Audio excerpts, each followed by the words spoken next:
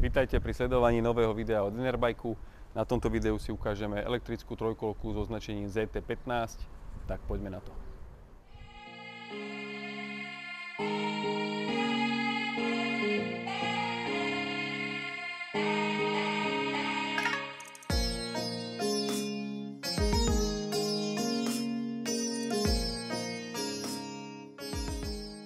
Povieme si najprv nejaké základné technické informácie o tejto trojkolke.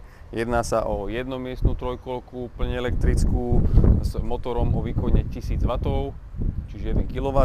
Batérie sú umiestnené v zadnej časti, 60 V, 20 Ah, čo činí dojazd zhruba 50 km. Na jedno nabitie celková váha tej trojkolky je 101 kg a celková zaťaženie nosnosti je 190 kg. Takže ukážeme si nejaké základné veci, čo sa týka riadenia vo vrchnej časti. Klasicky sa tu nachádza plynová rukoveď otočná. Na pravej a ľavej strane sú brzdové páky pre predné a zadné brzdy. Na pravej strane sa nachádza tlačítko D, drive dopredu, R-ko, reverse spiatočka.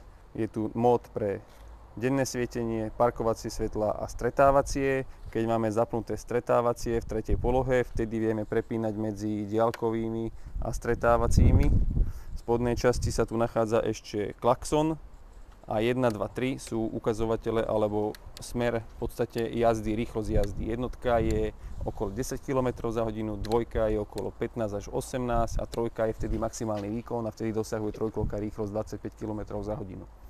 Na ľavej strane sa nachádza rovnako klakson a smerovky zľava doprava. Držiaky pre spätné zrkadlá, ktoré sú súčasťou balenia. Trojkolku si vieme v podstate zapať jednoduchým pootočením kľúčika do prvej polohy. Nabehne nám pekný displej farebný. Vždy je trojkolka v parkovacom režime, takže pre odomknutie parkovacieho režimu vidíme tam P. Treba zmagnúť brzdu a vtedy ukazovateľ ukáže 0,0, v podstate rýchlosť a prejde na kilometre a trojkolka je odblokovaná.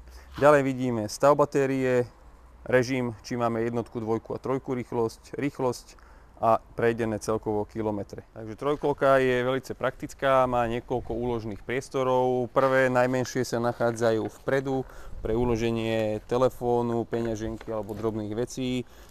Takisto je tu možnosť USB portu na predobíjanie telefónu. Potom sa tu nachádza košík v zadnej časti. Ten je na sedačke umiestnený, je celokovový, v podstate dobrá nosnosť. Takisto nachádza sa pod sedadlom úložný priestor, odomkneme si ho kľúčikom a tu sa nachádza hlavný úložný priestor.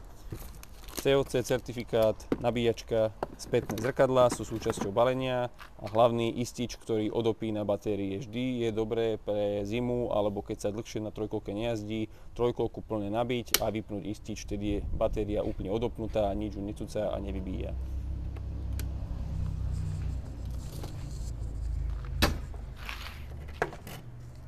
Ďalej sa nachádza na pravej strane je držiak na palice. Takže pokiaľ máte nejakú barlu alebo niečo, tu sa dá zavesiť a v spodnej časti sem sa ukladá špička.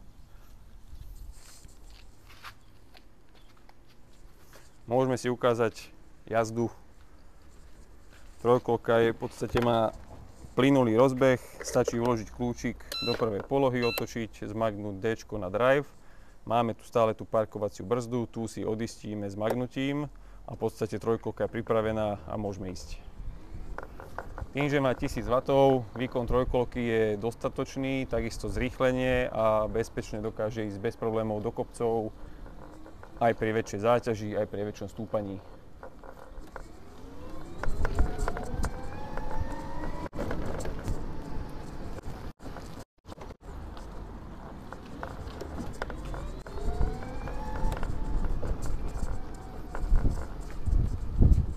Trojkolka má bubnové brzdy vpredu aj v zadných kolesách.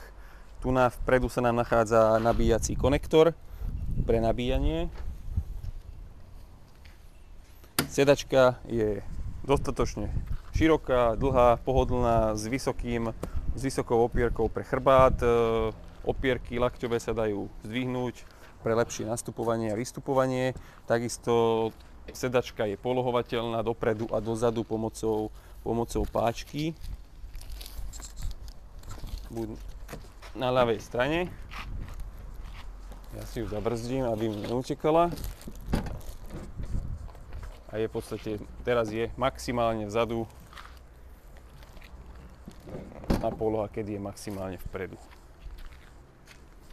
Trojkolka je bez vodičského oprávnenia, spadá do tejto kategórii tým, že je limitovaná na maximálnu rýchlosť 25 km za hodinu. Súčasťou balenia je COC certifikát, ktorý slúži pre prípadné prihlásenie a pre možnú prevádzku v rámci Európskej únie. To je z dnešného videa všetko. Ďakujeme, že nás sledujete a vidíme sa pri ďalších videách. Čaute.